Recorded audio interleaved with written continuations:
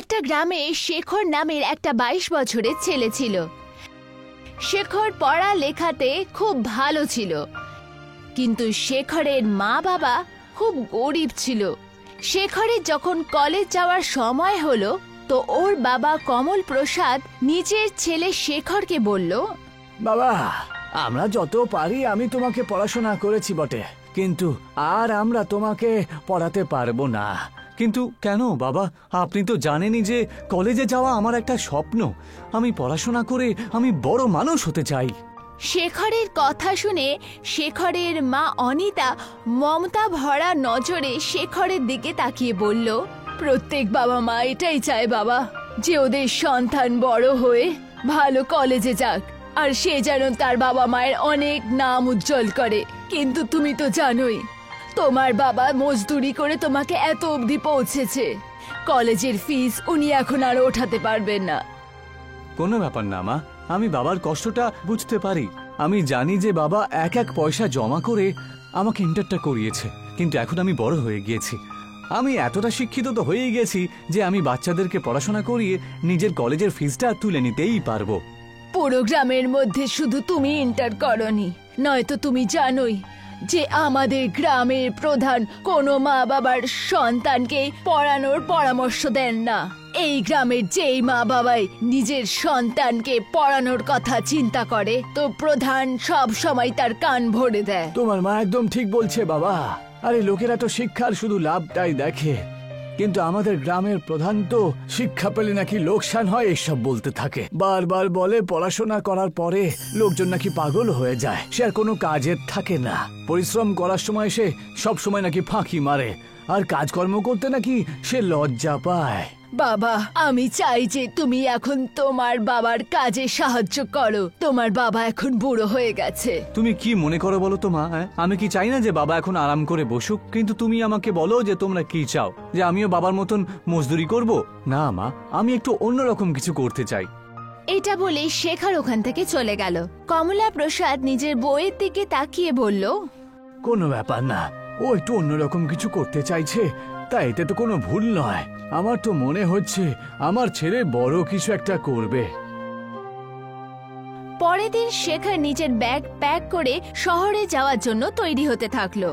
কোথায় যাচ্ছ শেখর? আমি শহরে যাচ্ছি মা। শহরে আমার বন্ধু নিতিন থাকে, আমি ওর সাথে ওর বাড়িতেই থেকে যাব, আর ওখানে টিউশন পড়ার জন্য অনেক বাচ্চাও পেয়ে যাব, তাই না? আপনারা দুজন চিন্তা করবেন না, আর যেই সবকিছু ঠিক হয়ে যাবে আমি প্রতি মাসে তোমাদের জন্য মানি অর্ডার পাঠিয়ে দেব। এটা বলে শেখর বাড়ি থেকে বেরিয়ে গেল। শেখর বাস স্টপে পৌঁছেই ছিল, তখনই ওখানে গ্রামের প্রধান হাঁটতে হাঁটতে ওখানে এসে পৌঁছালো। শেখরকে দেখে প্রধান মজা করার ভঙ্গিতে শেখরকে বলল, কি খবর শেখর? তা কোথাও চললে ভাই? আমি শহরে যাচ্ছি প্রধান মশাই। হ্যাঁ, আমি শুনেছি তুমি শহরে গিয়ে নাকি কলেজে পড়াশোনা করতে চাও। আজকালকার নতুন প্রজন্মের বাচ্চাদের মধ্যে লজ্জা নামে কোনো জিনিসই নেই দেখছি। বাবা পরিশ্রম করতে করতে বুড়ো হয়ে গেল, তার পাশে থাকার বদলে শহরে তুমি ফুর্তি করতে যাচ্ছ। আপনি এসব কি আজেবাজে কথা বলছেন? হ্যাঁ, আপনি কি চান বলুন তো? যে আমিও বাবার মতন সারা জীবন মজদুরি করে জীবনটা কাটিয়ে দেব? আমি আমার আগামী দিনের প্রজন্মকে এমন কষ্ট পেতে কখনোই দেব না, বুঝলেন? এটা বলেই শেখর বাসে উঠে গেল। আর কিছুক্ষণের মধ্যেই ও শহরে পৌঁছে গেল। শহরে নিজের বন্ধু নিতিনের কাছে পৌঁছাতেই হঠাৎ নিতিন ওকে দেখে চমকে গেল। কি হয়েছে শেখর, তুই হঠাৎ করে এখানে এলি যে? শেখর সবকিছু নিতিনের কাছে বলল। আমার এটা বলতে একেবারেই ভালো লাগছে না, কিন্তু আমি তোকে সাহায্য করতে পারবো না, কারণ আমার রুম পার্টনার দুদিন পর এখানে চলে আসবে। আরে কোনো ব্যাপার না, আমি এখানে মাটিতে বিছানা পেতে শুয়ে নেব। আর এমনিতেই তুমি আর তোমার রুম পার্টনার তো কলেজে থাকে, তাই না? আমি সকাল আর বিকেলে টিউশন বাচ্চাদেরকে পড়িয়ে দেব, আর তোমাদের সাথে কলেজে চলে যাব। ভাই, আই এম সরি শেখর, এগুলো বলতে তো ভালোই লাগে, কিন্তু আসল সত্য হলো যে 3 জন লোক একটা রুমের মধ্যে অ্যাডজাস্ট করতে পারবে না। তোকে এখান থেকে চলে যেতেই হবে। আর এমনিতেই নিজের মা বাবাকে এইভাবে গ্রামে একা ফেলে রেখে এখানে আসাটা উচিত হয়নি। যা গিয়ে ওদের সাথে মজদুরি কর, যা। শেখর নিরাশ হয়ে সেখান থেকে চলে গেল আর ফুটপাতে বসে ভাবতে থাকলো। যদি গ্রামে আবার ফিরে যাই তাহলে সবাই আমাকে নিয়ে ঠাট্টা করবে, আমি একটা জিনিস বুঝতে পারছি না, কি করব, কোথায় যাব। শেখর অনেকক্ষণ ধরে গভীর চিন্তায় ডুবেছিল। কিছুক্ষণ পরে একজন বুড়ো ব্যক্তি শেখরের কাছে এসে বলল, অনেকক্ষণ হয়ে গেল আমি দেখছি ফুটপাতে তুমি একা একা বসে রয়েছো। যদি কোনো সমস্যা থাকে আমাকে বলো। শেখর যখন ওই বুড়োকে দেখলো তখন ওর মধ্যে নিজের বাবার ছায়া দেখতে পেল। শেখর সব কথা ওই বুড়ো ব্যক্তিকে বলে দিল যে ও কিভাবে ওর বন্ধু নিতিন ওকে অপমান করে বার করে দিয়েছে। তুমি এটা কেন মনে করছো যে তুমি শুধু পড়াশোনা করেই বড় লোক হতে পারো? আরে আজকাল সময় অনেক পাল্টে গেছে ভাই। আপনার কথা আমি ঠিক বুঝতে পারছি না। এটা ঠিক যে শিক্ষার খুব প্রয়োজন রয়েছে, কিন্তু তার থেকেও বড় সত্য হলো যে এই দেশে যত বড় বড় বিজনেসম্যান আর বড় বড় কোম্পানির মালিকরা রয়েছেন তারা সবাই খুব কম পড়াশোনা করেছিল। আমার একটা পিৎজার দোকান রয়েছে, তুমি যদি চাও আমার দোকানে কাজ করতে পারো আর রাত্রে আমার দোকানে থাকতেও পারো, তাহলে তোমাকে আর তোমার গ্রামে ফিরে যেতে হবে না। শেখর ওই বুড়ো ব্যক্তির কথা খুব ভালো লাগলো।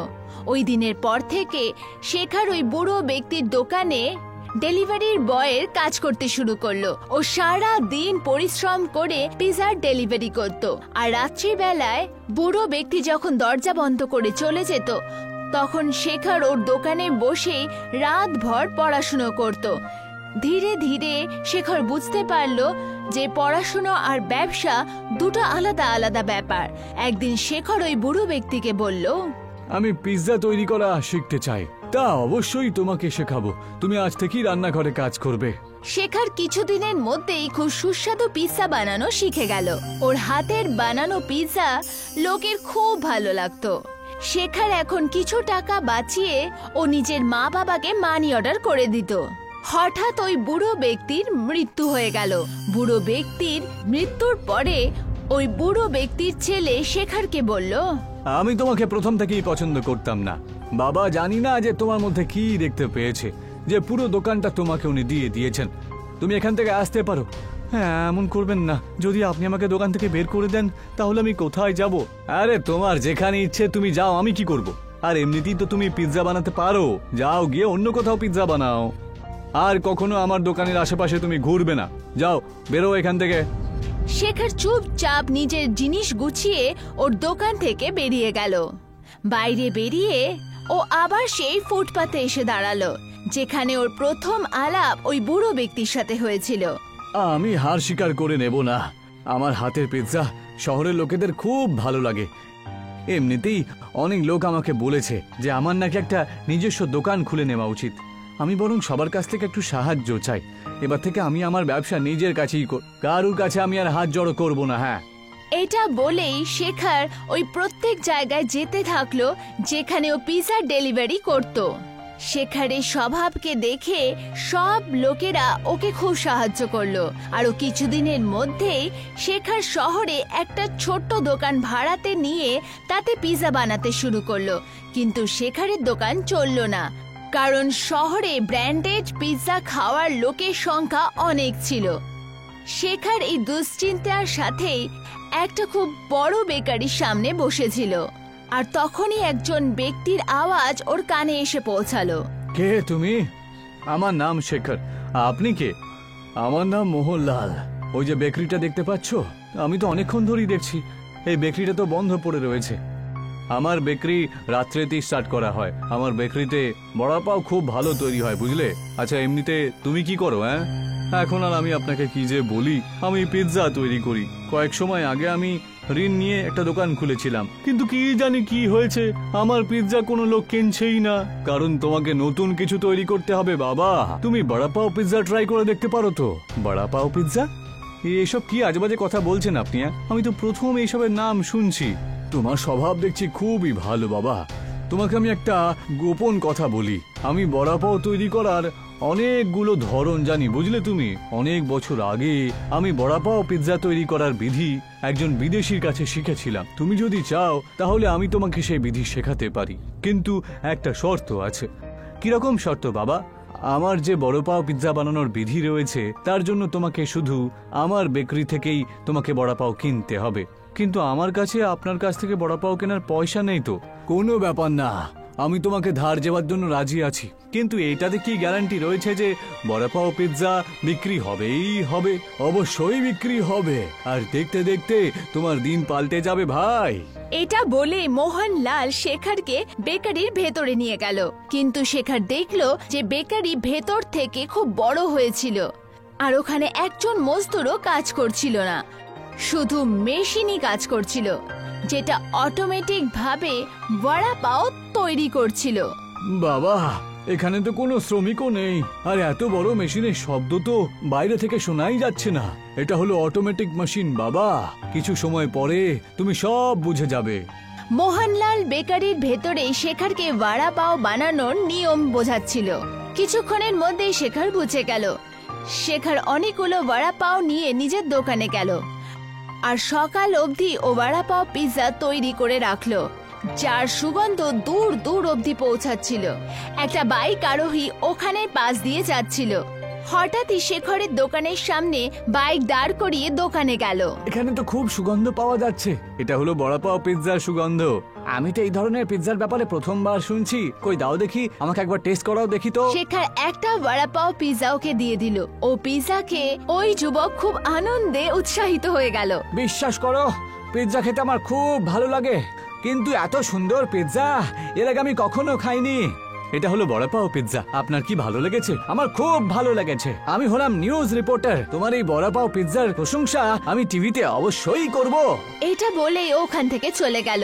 কিছুদিনের মধ্যেই দেখতে দেখতে শেখরের বড়া পাও পিৎজা প্রসিদ্ধ হতে থাকলো। এখন শেখর নিজের জন্য একটা খুব বড় বাড়ি শহরে নিয়ে নিয়েছিল। শেখর এখন MBA কমপ্লিট করে নিয়েছিল, কিন্তু এখন ওর পুরো ধ্যান নিজের বড়া পাও বিজনেসের উপরে ছিল। কিছুদিন পরে কোম্পানির মালিক শেখরকে এসে বলল, আমার নাম হলো এডওয়ার্ড, আমি আমেরিকাতে থাকি। আমি তোমার বড়া পাও পিৎজার প্রশংসা অনেক শুনেছি। আমি চাই আজ থেকে তুমি তোমার বড়া পাও পিৎজার ব্রাঞ্চ আমেরিকাতেও খোলো। আর আসল সত্য হলো যেটাই, আমি তোমার সাথে পার্টনারশিপ করতে চাই। এ তো আমার জন্য খুবই খুশির খবর। শেখর এডওয়ার্ডের সাথে পার্টনারশিপ করে দেখতে দেখতে শেখর বড়া পাওর পিৎজা ওয়ার্ল্ডে ফেমাস হয়ে গেল। কিছুদিনের মধ্যেই শেখর বেস্ট বিজনেসম্যানের অ্যাওয়ার্ড পেল। ওই অ্যাওয়ার্ড পাওয়ার খুশিতে শেখরের মা বাবা গ্রামের প্রধানের সাথে শেখরের কাছে এসে পৌঁছালো। আমার শুরু থেকে বিশ্বাস ছিল যে তুমি কিছু আলাদা আর বড় কিছু করবে। আমার নিজের চোখে বিশ্বাস করতে পারছি না যে তুমি এত বড় হয়ে গেছো বাবা। তোমার বাবা একদম ঠিক বলছে বাবা। আমি খুবই খুশি যে ওই রাতে তুমি আমার কথা শোনোনি। যদি তুমি আমার কথা শুনতে, তাহলে তুমি তোমার বাবার মতোই একটা মজদুর থাকতে। আমায় ক্ষমা করে দাও শেখর, আমি বুঝে গেছি যে যদি প্রতিভার সাথে শিক্ষাও জুড়ে যায় তাহলে তার মোকাবিলা আর কেউ করতে পারবে না। তুমি শুধু না, আমাদের গ্রামের, আমাদের দেশের নামও অনেক উজ্জ্বল করেছো। তোমাকে নিয়ে আমার গর্ব হয়। শেখর প্রধান আর নিজের মা বাবাকে বলল, আমার এই সফলতার পেছনে আমার মিত্র মোহনলাল বাবু আছেন। উনি যদি ওনার বেকারি থেকে আমাকে বড়া পাও না দিতেন, তাহলে আমি হয়তো এত বড় মানুষ কোনোদিনও হতাম না। আজও ওনার বেকারি থেকে পাওয়া বড়া পাও আমাদের কোম্পানিতে আসে। তাহলে তো তোমাকে ওনাকে ধন্যবাদ জানাতে হবে বাবা। আপনার এখানে আসার আগে তো ওনার কাছেই যেতে চাইছিলাম। তাহলে যাও বাবা, শুভ কাজে দেরি করো না তুমি। শেখর নিজের গাড়িতে ওই বেকারির কাছে পৌঁছালো। ও অনেক দিন পরে ওই বেকারির কাছে এলো। মোহনলাল অনেক দিন ধরে শেখরের কাছে পেমেন্টও চায়নি, কিন্তু শেখর দেখলো ওই বেকারির কাছে কেউই ছিল না। ওই বেকারি বন্ধ হয়েছিল। শেখর অবাক হয়ে ওই বন্ধ হয়ে যাওয়া বেকারির দিকে তাকিয়ে থাকলো, আর তখনই একজন ব্যক্তির আওয়াজ ওর কানে এলো। কে যাচ্ছো? আমার নাম শেখর। এমনিতে এই সময়ে মোহনলাল বাবু বেকারির সামনেই তো থাকেন, কিন্তু জানি না ওনার বেকারিটা তো বন্ধ রয়েছে। এসব তুমি কি আজে বাজে কথা বলছো? এই বেকারিটা তো কত বছর হয়ে গেল বন্ধ হয়ে রয়েছে। আর যে মোহনলাল বাবুর কথা তুমি বলছো, সে তো অনেক বছর আগে এখানে থাকতেন। কি বলতে চাইছেন আপনি? আরে মোহনলাল বাবু 1950-এর দশকে এই বেকারির মালিক ছিলেন। আপনি কে? আরে আমি সাফ সাফাই করা একজন কর্মচারী গো। এটা বলতেই ওই ব্যক্তি চেক বার করে শেখরকে দিল। কয়েক মাস হয়ে গেল এই চেকটা আমি দেখছি যেখানে পড়ে রয়েছে। এখানে কোনো শেখর নামের মানুষের সিগনেচার রয়েছে। তা তুমি কি সেই মানুষ নাকি? হ্যাঁ, সেই আমি। আরে তোমার কি মাথাটা ঠিক আছে? তুমি এমন একজন মানুষের নামে চেক কেটে ফেলে দিচ্ছ যে পৃথিবী থেকে 70-80 বছর আগেই চলে গেছেন। এটা বলেই ও চলে গেল। শেখর এখন সব ব্যাপার বুঝে গেছিল। ও বুঝেছিল যে হয়তো সেই বড়া পাও, যেই বড়া পাওয়ের ও পিৎজা বানাচ্ছিল, সেটা চমৎকারী ছিল। শেখর হাসতে হাসতে চুপচাপ ওখান থেকে চলে গেল, কিন্তু ও এখনো বড়া পাও পিৎজা বানানোর জন্য প্রসিদ্ধ ছিল। একটা ছোট্ট বাচ্চা রাস্তায় খবরের কাগজ বিক্রি করে। তার নাম ছিল রমন। আজকের তাজা খবর, আজকের তাজা খবর। ও যেখানে খবরের কাগজ বিক্রি করছিল ওখানে অনেক ভিড় জমা ছিল, কিন্তু রমনের দিকে কেউ তাকাচ্ছিল না। তক্ষুনি বিক্রম নামের একজন লোক ওখানে আসে আর রমনকে বলে, আরে বাবু, একটা পেপার দাও, আজকের তাজা খবর কি আছে? ইন্ডিয়া T20 ম্যাচ জিতে ফেলেছে, আমাদের দেশের নাম উজ্জ্বল হচ্ছে। আরে এ তো দারুণ খবর তোমার। তুমি এখন কোন ক্লাসে পড়ো? আমি স্কুলে এখন যাই না, আমি পেপারই বিক্রি করি, আমি কখনো স্কুলে যাইনি। বিক্রম এই কথাটা শুনে দুঃখ পেল। আরে কিন্তু তোমার তো এখন পড়াশোনার বয়স।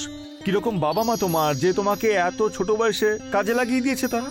না, ওনার কোনো দোষ নেই, ওরা তো এই পৃথিবীতে বেঁচেও নেই।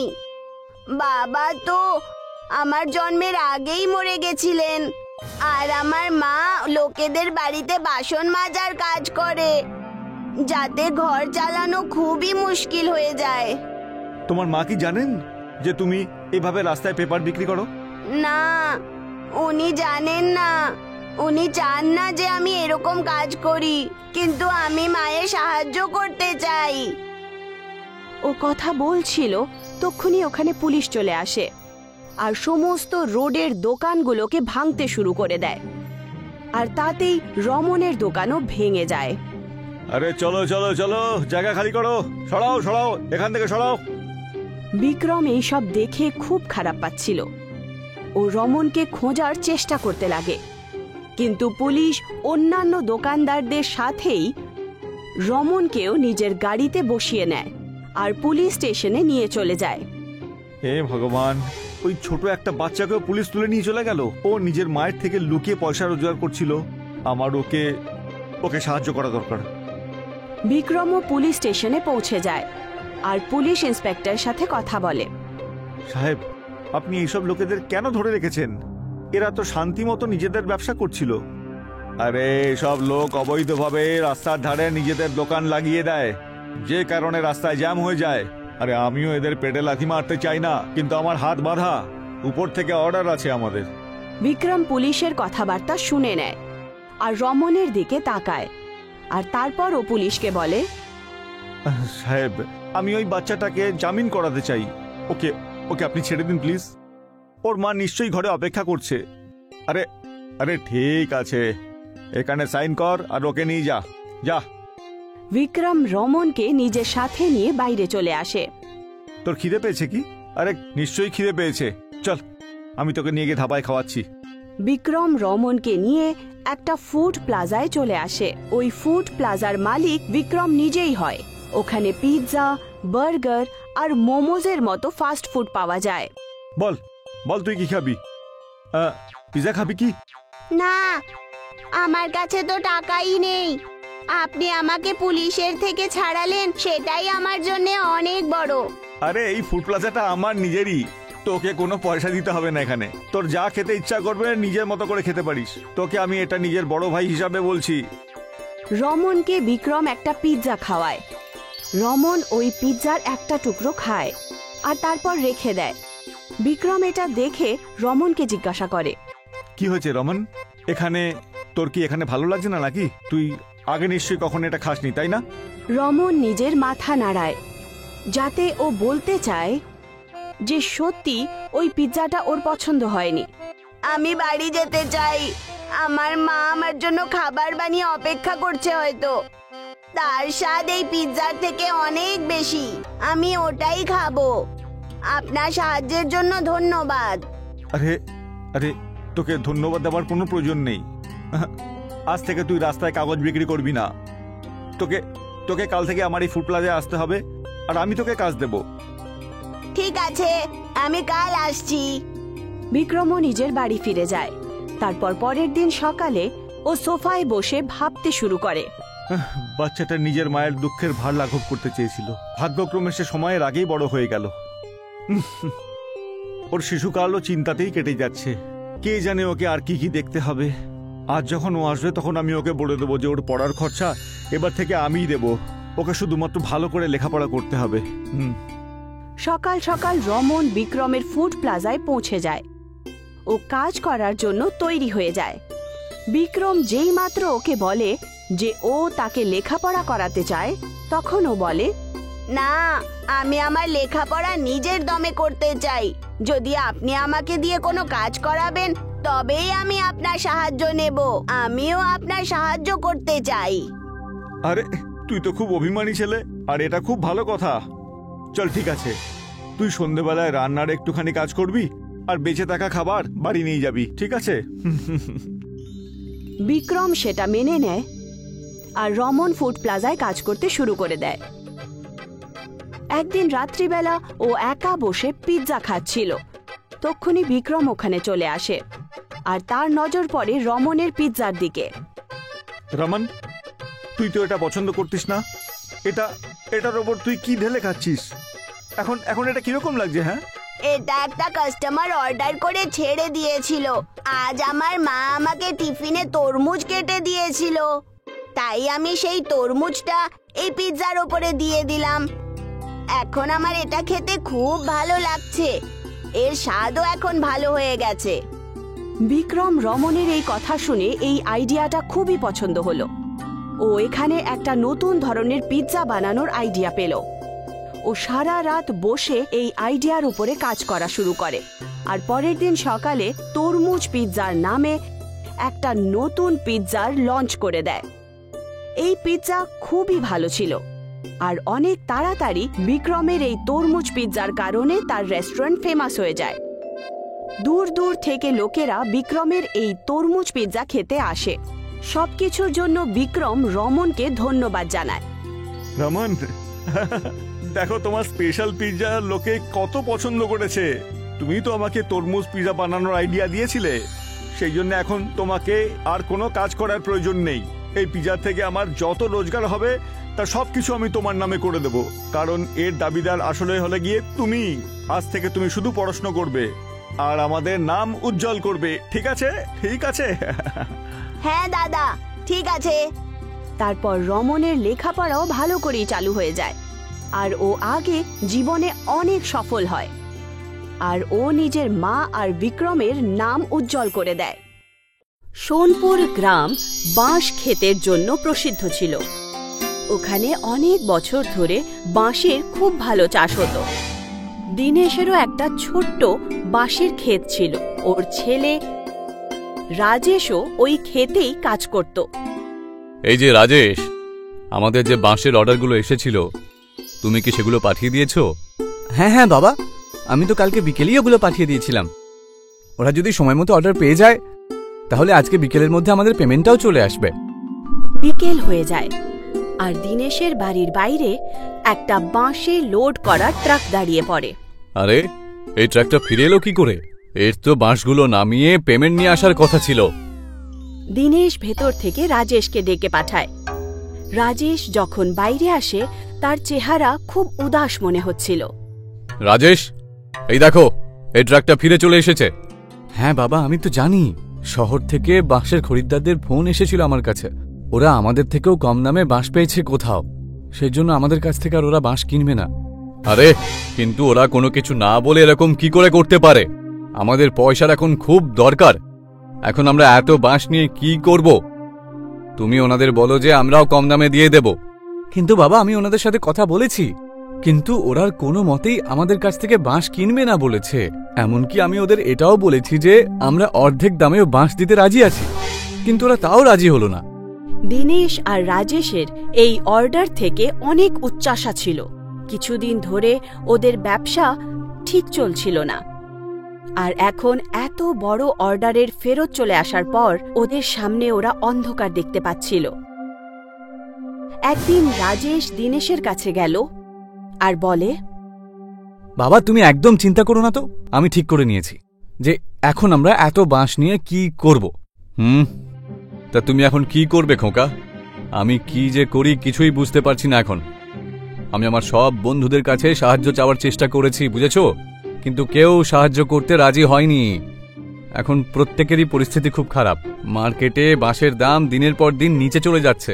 আরে হ্যাঁ বাবা, এই জন্যই তো আমি ঠিক করেছি যে আমরা আর এই বাঁশের ব্যবসা করব না। আরে আমাদের কাছে আর কি আছে বলো তো খোকা, আমরা আর কি করতে পারি? আরে বাবা, এবার আমরা পিৎজা তৈরি করব। হ্যাঁ কি পিৎজা? সেটা কিভাবে? বাবা, আমার বন্ধু শহর থেকে ফোন করেছিল, আমি ওকে আমার অবস্থার কথা বললাম, তখন ও আমাকে একটা খুব ভালো উপায় বলল। শহরে পিৎজা নাকি খুব বেশি বিক্রি হয়, নানান রকমের পিৎজা পাওয়া যায়। ওখানকার ইয়াং লোকেরা নাকি বাঁশের পিৎজা খেতে খুব ভালোবাসে। এটা আসলে বাঁশের ভেতরটা ফাঁপিয়ে নিয়ে পিৎজা বানানো হয়, বুঝেছো? আমরাও বাঁশের পিৎজার ব্যবসা শুরু করে দিই। কিন্তু খোকা, আমরা তো এর ব্যাপারে কিছুই জানি না, তাই না? বাবা তুমি চিন্তা করো না, আমার বন্ধু আমাকে বলেছে সব রকম সাহায্য আমাকে করবে। রাজেশ দিনেশের সাথে মিলে বাঁশের পিৎজা বানানোর সমস্ত প্রস্তুতি নিচ্ছিল, আর তারপর আস্তে আস্তে বাঁশের পিৎজা বানানো শিখে যায়। তারপর ও নিশ্চিত করে যে ও একটা দোকান খুলবে। রাজেশ আর দিনেশ মিলে বাঁশ দিয়েই নিজেদের একটা ছোট্ট হোটেল বানায়, আর ওই হোটেলের দরজা থেকে শুরু করে জানালা, টেবিল, চেয়ার সবকিছু বাঁশেরই তৈরি ছিল। শুরুতে ওদের হোটেলে কোনো লোক আসতো না, কিন্তু একদিন কলেজের দুটো ছেলে ওদের হোটেলে আসে। আরে বাহ সুরেশ, বাহ কি সুন্দর হোটেলটা, তাই না? এটা তো পুরো বাঁশ দিয়ে তৈরি রে, আর এখানে লেখা রয়েছে আমাদের স্পেশালিটি বাঁশের পিৎজা। এবার চ তাহলে আমরাও একটা বাঁশের পিৎজা ট্রাই করে দেখে নি। হ্যাঁ হ্যাঁ চ চ, আমি আমি আমি অর্ডার করছি। সুরেশ আর বিবেক দুটো বাঁশের পিৎজার অর্ডার দেয়। আরে বিবেক, তুই লক্ষ্য করলি এখানকার সব চেয়ার টেবিলও দেখছি বাঁশ দিয়ে বানানো হয়েছে, আর দেখ না এই বাঁশ দিয়ে কি সুন্দর ডিজাইনও করা হয়েছে। হ্যাঁ রে, আজকালকার এই প্লাস্টিকের জামানায় এই ইকো ফ্রেন্ডলি হোটেলটা কিন্তু সত্যিই দারুণ। এইভাবেই কিন্তু আমাদের সবার ইকো ফ্রেন্ডলি জিনিসের ব্যবহার করা উচিত। আমি এই হোটেলের মালিকের সাথে কথা বলি বরং, যে উনি এরকম হোটেল বানানোর প্রেরণা কোথা থেকে পেলেন। বিবেক আর সুরেশ দিনেশকে ডেকে ওনাকে কিছু প্রশ্ন জিজ্ঞেস করে। না না, মানে সত্যি আপনার হোটেলটা দারুণ, আপনি এসব কি করে করলেন বলুন তো? দিনেশ ওই দুজনকে নিজের পুরো কাহিনীটা শোনায়। বিবেক আর সুরেশের দিনেশের এই কাহিনীটা খুব পছন্দ হয়। আচ্ছা, আপনার বিজনেস কি ঠিকঠাক চলছে? মানে আপনার কি সঠিক লাভ হচ্ছে? দেখো, এই মুহূর্তে তো আমাদের এখনো লাভ সেরকম হয়নি, তবে আমার পুরো বিশ্বাস যে আমরা পরে অবশ্যই লাভ করবই করব। হ্যাঁ, একদম আলাদা রকম কিছু করেছেন, আপনার লাভ নিশ্চয়ই হবে। আমরাও আপনার সাহায্য করতে চাই। আমাদের একটা ইউটিউব চ্যানেল আছে, ওতে আমরা নতুন নতুন জিনিস দেখাই। আপনি যদি চান তাহলে আপনার হোটেলের ব্যাপারে আমরা আমাদের ইউটিউব চ্যানেলে দেখাতে চাই, আর ইনস্টাগ্রামেও দেখাতে চাই আপনার হোটেল। তাহলে বাইরে সবাই আর কলেজের স্টুডেন্টরাও মোটামুটি সবাই আপনার হোটেলের ব্যাপারে জানতে পেরে যাবে, আর আপনি এতে অনেক লাভবানও হবেন। সুরেশ আর বিবেক ওখানকার বাঁশের পিৎজা খায়। দুজনেরই ওই পিৎজাটা খুব পছন্দ হয়। দুজন নিজের কলেজের ফ্রেন্ডসের জন্যেও বাঁশের পিৎজা প্যাক করিয়ে নেয়, আর তারপর পরের দিন ওরা পুরো টিম নিয়ে ওদের হোটেলের বাইরে একটা ভিডিও বানায়, আর বাঁশের পিৎজা বানানোর রেসিপিটাও শুট করে নেয়। আর তারপর সেই ভিডিওটা ওরা নিজের ইউটিউবে আপলোড করে দেয়। আরে তোমরা আমার সাহায্য করার জন্য এসেছো, আরে এর জন্য তো আমি তোমাদের কাছে কৃতজ্ঞ। আরে না না আঙ্কেল, এরকম নতুন জিনিসগুলোই তো আমরা প্রমোট করতে চাই, আমাদের কাজ। আজকালকার দিনের যুব সমাজকে এরকম ইকো ফ্রেন্ডলি আর পরিবেশের ক্ষতি করে না জিনিসগুলোর দরকার সবচেয়ে বেশি রয়েছে। এই ভিডিও থেকে আমাদের যা লাভ হবে সেটা আমরা আপনাকে দিয়ে দেব। আরে বিবেক, দেখ এই বাঁশের পিৎজার রেসিপিতে তো দেখছি 1 ঘন্টার মধ্যেই 1 লক্ষ ভিউ চলে এসেছে, আবার তার উপর 10,000 লাইক আর 1000 কমেন্টও চলে এসেছে। এখনো পর্যন্ত আমাদের ইউটিউব চ্যানেলে সবচেয়ে পপুলার ভিডিও হয়ে গেছে এটা। এবারে ইকো ফ্রেন্ডলি বাঁশের পিৎজার ব্যাপারে অনেক লোকেরা জানতে পেরে যাবে। আঙ্কেল, এবার আপনি ফেমাস হতে চলেছেন। আর তারপর বাবা আর ছেলের দ্বারা তৈরি করা এই বাঁশের হোটেল খুব ফেমাস হয়ে যায়, আর আস্তে আস্তে ওরা মিলে অন্য শহরেও নিজের ব্রাঞ্চেস খুলে দেয়। আর এই ইকো ফ্রেন্ডলি বাঁশের হোটেল পুরো দেশ পছন্দ করতে শুরু করে দেয়।